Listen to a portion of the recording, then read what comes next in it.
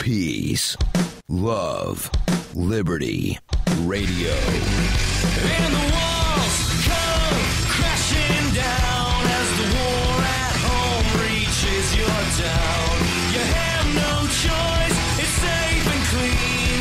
We all submit to the war machine. So before I get into the Ask Me Anything this week, I want to introduce a new segment. And no, it's not going to be a weekly sort of thing. It's not going to be an every show sort of thing, although I kind of have had it be recurring. So it's not really a new segment, although instead of just calling it Darryl Rants, I'm going to call it Darrell's Pet Peeve of the Week. And again, it's not necessarily a recurring thing that I'm going to have once a week. I just really feel the need to rant about one of my pet peeves. And there are people that know me that say that I have enough pet peeves that I could open a peeve petting farm, but that joke is not funny. Although, yes, it is. So what is my pet peeve? What has caused me to delay answering your questions as part of the Ask Me Anything?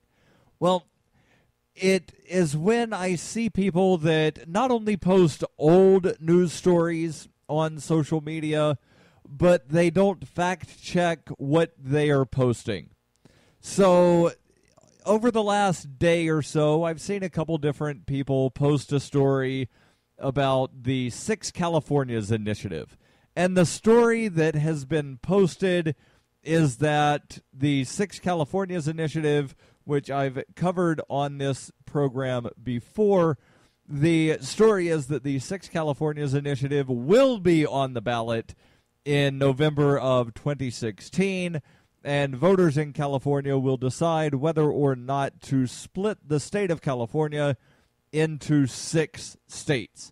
So there would be South California, West California, I think Central California, Jefferson, Silicon Valley, and something else that I don't recall off the top of my head. Well, the problem is that they're posting a story that was based on a press release from Tim Draper, the guy behind the 6 Californias initiative, where he was saying, we have collected enough signatures, we are turning them into the Secretary of State. Well, what happened after that was what they call a spot check, meaning that the Secretary of State's office went through and just randomly checked names throughout the petitions. And based on that spot check, it was determined if the validity rate of the entire petition is the same as the validity rate of the spot check, then you would not have enough valid signatures. Now, Tim Draper and the people behind the 6 Californias initiative requested that a full check be done. The Secretary of State denied that request. So, based on the spot check, the initiative was invalidated. And so the 6 Californias initiative has become Fix California. So instead of 6 Californias, it's now Fix California. So the story that's being passed around is, well, while it was accurate at the time, it was reporting of we've collected enough signatures. It's not accurate today because those signatures were not verified as being accurate. So the initiative will not be on the ballot. But yet, people are still posting it. I tried correcting one of my friends, and she retorted, well, the headline says. And I says, I know what the headline says, but the headline is inaccurate. And here. So, maybe it's just because I sort of do this for a living. And by this, I mean I keep up on the news. That's one of the things I do. I read a lot of news. And I try to keep up on things and make sure that things that I post are accurate. And if they're not accurate, then, I will put out retractions. I thought this was accurate, but it wasn't. Or something along those lines. So it just annoys me greatly when people do not pay attention. Or when people when people will post something on social media that's a really old story, they don't pay attention to the date, and then they post in like their comment or part of the post on Facebook or whatever, look at what just happened. Well, no, that did not just happen unless somehow you're in like a time travel thing to where you went back 2.5 years to when this happened. There was something, I forget what the story was.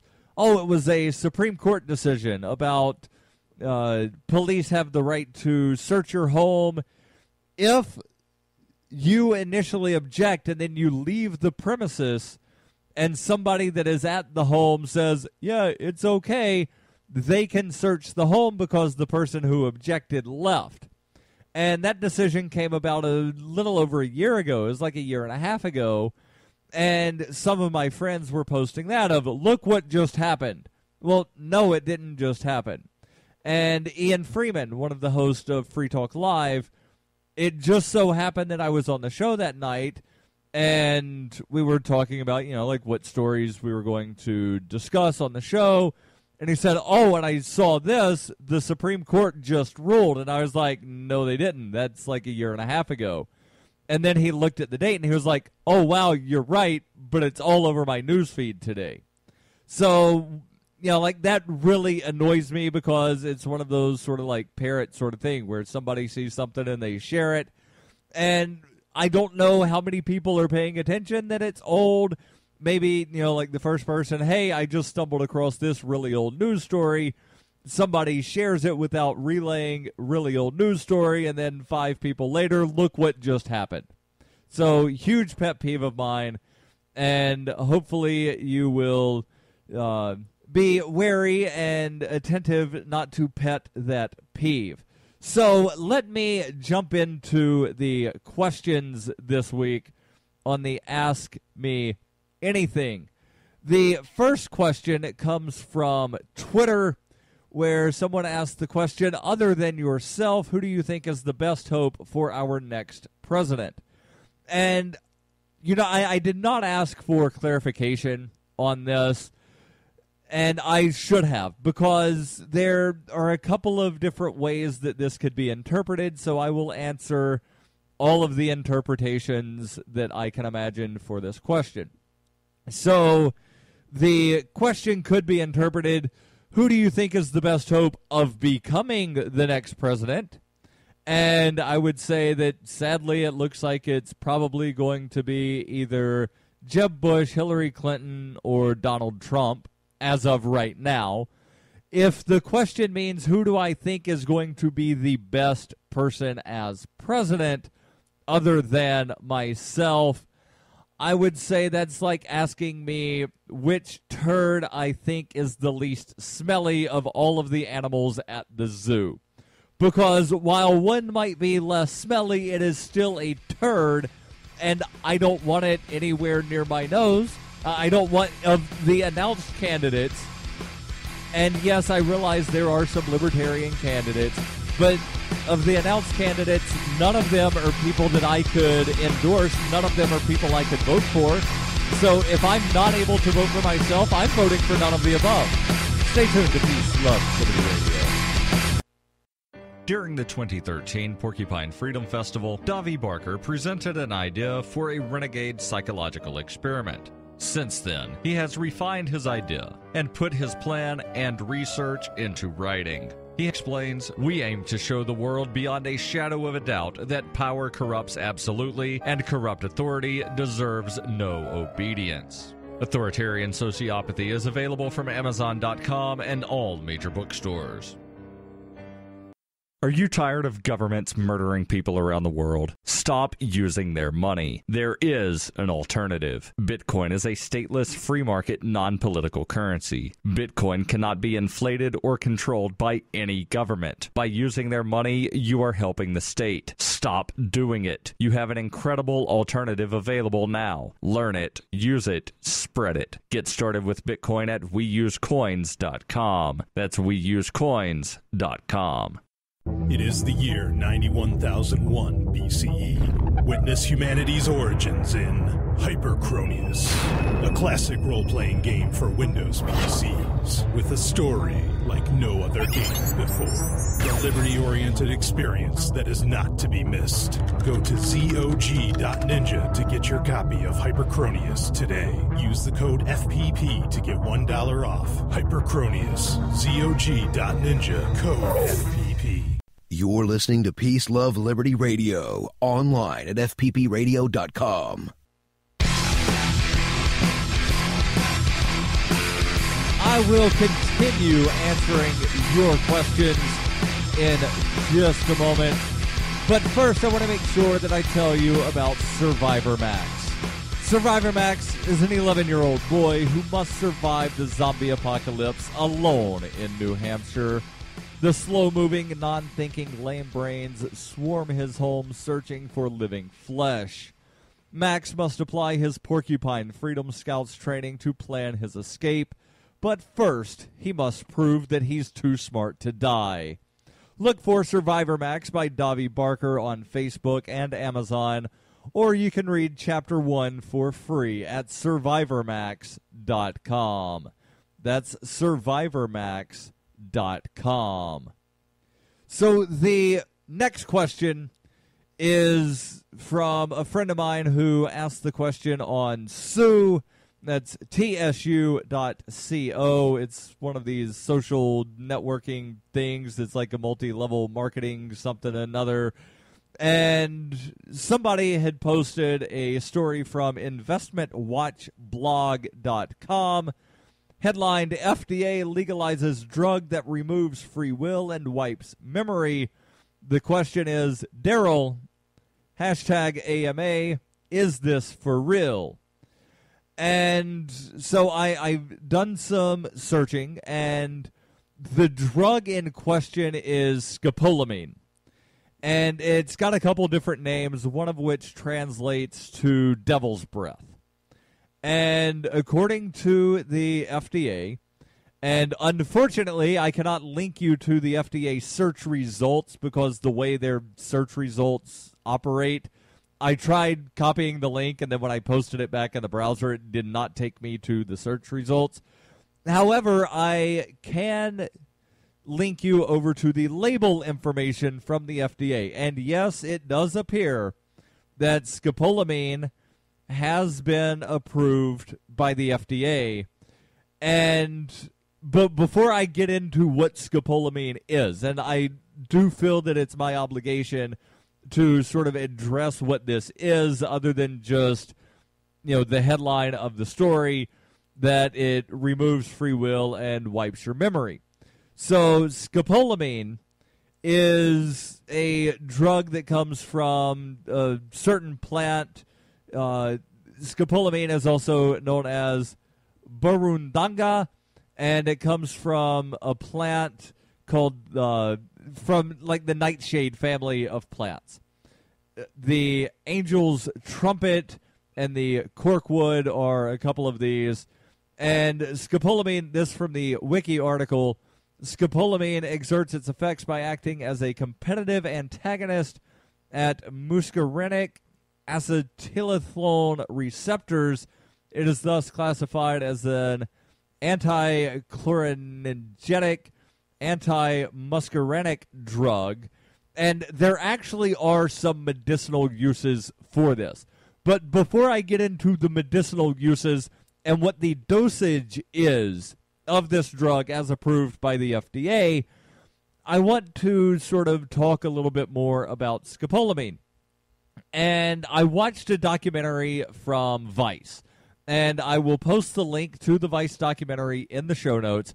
It's 35 minutes long, and just be aware that it is not safe for work. So if you're watching with children and you don't want them to hear the F-bomb or other foul language, then do not watch it in their presence. If you're watching it at work and you're not wearing headphones and, you might get in trouble for listening to foul language, do not watch it at work, but I will post the link. So I watched this 35-minute documentary to try to learn a little bit more about scopolamine other than just trying to, find things that are written. And one of the things that was talked about in this documentary is that people in Colombia, and it seems to be that Colombia is the most prevalent place where this is used in an illicit manner, where people, some of whom are prostitutes, some of whom are just shady thugs, they will use this to basically take over somebody and sort of control them like a zombie. And that's their words, not mine. And when I say their words, I'm saying the street thugs and the other people who have used this on victims. And it was described, I forget who in this documentary described it as the worst roofie you can imagine times 1,000,000. So basically what this does is it leaves the person functional, meaning that they're not passed out. They're not, laying there in a heap, but they are sort of unconscious, if that makes any sense. So, their brain isn't really functioning the way a conscious person's brain would function, but their body is still able to walk around and move and have a conversation. So, in essence, their brain sort of shuts off. And there was this one guy that they interviewed who was a victim of scopolamine. So this isn't just one of these, I heard from a friend of a friend that a cousin of her friend knows this guy that this thing happened to once. So they actually found people who had been victims of scopolamine. So what will happen is people will, just blow this into their face, and after a few minutes it takes effect, and, somehow the people are able to notice, it's kicked in. And then they will just say, hey, let's go to the ATM and you withdraw all of your cash and give me all of your money. And let's go back to your apartment and you will give me all of your furniture. And one of the guys that was interviewed, he talked about, vaguely how he thinks he wound up getting drugged. He was at a club and something happened and he woke up the next morning or next afternoon and realized that everything in his apartment was gone. No furniture, no nothing. And so he walked downstairs and he asked the doorman at the apartment, and he was like, hey, can you go back and look through the security footage and try to figure out what happened? And he was like, I don't have to do that. I know exactly what happened. He was like, okay, what? You helped two guys carry everything out of your apartment. Well, why didn't you stop me from doing it? Because you told me, don't stop me from doing this. So I didn't stop you from doing what you told me not to stop you from doing. And there were other people, they interviewed a couple people who have used this on some people, and they explain ways that they will use this on people. So it's very potent. And the CIA actually at one time tried using this as sort of a truth serum, as did the Czechoslovakian Communist State Security Secret Police. And it was determined that it's not a good truth serum because in addition to, relaxing people and sort of allowing you to take over their body and, not really take over the body in that sort of way, but, they'll just give you any information you want. But they also hallucinate, and they don't really understand reality. So that's some of the horrible, horrible stuff about scopolamine. But I'll get into the medical uses and some other FDA-related stuff when we come back on Peace, Love, Liberty Radio. You can support FPP Radio by joining the Fans program. Fans are friends, allies, and numerary supporters. Fans help FPP afford to produce more original content. You can join the Fans program for as little as $3 per month or any amount of Bitcoin per month, thanks to the recurring payment options provided by Coinbase. To learn more or to join the Fans program, visit fans.fppradio.com.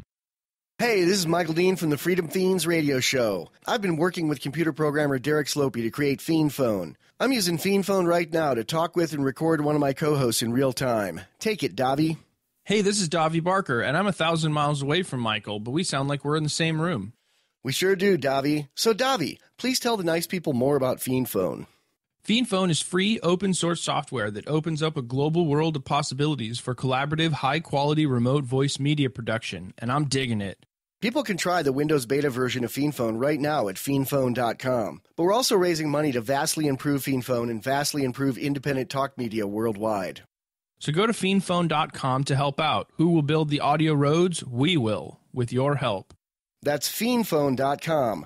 FEENPHONE.com. Foxtrot, Echo, November, phone.com. Fein Phone. I never knew remote audio could be this good.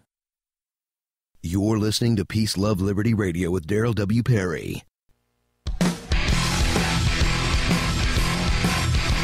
For over 35 years, Roberts & Roberts has been a trusted source for buying and selling your investment-grade precious metals.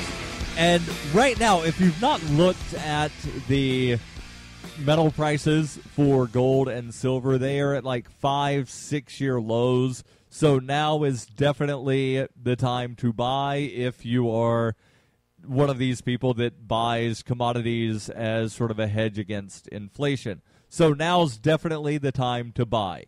So I highly recommend, and not just because they're my sponsor, but because I own silver, I highly recommend buying silver sometime fairly quickly while the price is still low.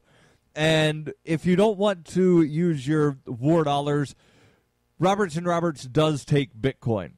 So you can, get some silver and some gold with your Bitcoin. And if you use Bitcoin, the minimum purchase amount has been waived for all orders paid with Bitcoin. So give them a call for knowledgeable advice on investing and a forward-thinking approach to new technologies. 850-478-5270, or visit them online at rrbi.co. That's rrbi.co. So, scopolamine, yes, very horrible thing if used incorrectly. And I want to stress if used incorrectly, because there actually are some legitimate uses for scopolamine. And I get this information from, let me find the site here. It's from drugs.com, which I know that does not sound like a very credible source, but they actually pull a lot of their information from the FDA and other sources that wind up giving this information about what is the listed uses and other things. So according to drugs.com, the medicinal uses for scopolamine is that it will treat motion sickness through a transdermal patch behind the ear. So you know how, like, if you're trying to quit smoking, or there's certain hormone things where they'll give you the patch. That way, it's sort of a slow release sort of thing. So that's really the thing that the FDA approved, was this transdermal patch, and the dose is 1 milligram over 72 hours. So that's a very, very, very small amount. And they also have doses for intravenous use, so through an IV, where it's like 0.3 milligrams to a milliliter of fluid over an 8-hour period. So we're talking very small amounts of scopolamine here. And the thing with, just like using it randomly on unsuspecting people is you don't really know what the dose is. Some people get a larger dose. If they get too large of a dose, it can and will kill them. So some of the other things, relieving nausea, vomiting, and dizziness, those are the symptoms associated with motion sickness. It can also be used to treat Parkinson's, spastic muscles, irritable bowel syndrome, diverticulitis, and a couple of other conditions. And again, yes, some of the side effects can be incredibly horrible if it is misused or if it is abused. And that's not to take away any of the things of, like people are using this for horrible reasons. And I'm not trying to say that people aren't using this for horrible reasons. But people abuse morphine, and morphine, again, it's legal for certain usages. And I'm of the belief that, people should have the choice whether or not to use anything. Now, if someone is using a drug against an unsuspecting victim and then robbing them or raping them or killing them, well, they're doing horrible things anyway. The substance that they use to do it should not necessarily be an added charge, if that makes any sense. But if somebody just wants to go around and, recreationally use scopolamine, I don't think that they should wind up going to jail for possessing scopolamine. But, now that there's an FDA approval for it and it's prescription only, if somebody has scopolamine, then they're violating a couple extra laws for having controlled substance without prescription, blah, blah, blah, blah, blah. And then they wind up going to jail for a long time. And I wanted to sort of touch on something that in some ways is even worse as far as the seriousness of adverse effects. But I don't think I'm going to wind up having time. But I will post the link about what is listed by lifeextension.com as the FDA's most heinous drug approval, where they talk about, and I had the name of the drug right in front of me, and it seems to have disappeared. Trisolol, or Trasolol, Trasyllol. So I will post the link about this in the show notes. You can wind up reading that story for yourself at your leisure if you so choose. And there is one final question for the Ask Me Anything, and it involves a woman in a condo who was flying an American flag in violation of condo rules. And the question is, do I think the woman was in the right? And my initial instinct is, well, private property. So, it's one of those things of who actually owns the property. And with the condo, then, there are condo rules. I lived in a townhouse for a while, and there were townhouse rules that said that one could not fly any flag other than the U.S. flag on their townhouse. And because I was renting, I was not able to put a flag out, because then any violation of the rules would have meant violation of the lease. I could have gotten kicked out. So what I did was that there was some revolutionary flag. I forget exactly. It might have been the Moultrie flag, where it's got the crescent moon with the word liberty in it. I think I had one of those as a curtain. So technically, I was not flying a flag other than the U.S. flag, but I was still displaying it. And, so words have meanings, right? So if the condo rules say you can't fly it, well, it's just hanging as a curtain, so it's not flying. If it says you can't display it, then, well, I was in violation, but that's not what it said. And the thing that's gotten some people upset about this woman in the condo, she has children in the military. So what? Your rules say you can't fly it, don't fly it. You want to live somewhere where you can fly it, move somewhere that doesn't have rules. This is Peace, Love, Liberty Radio.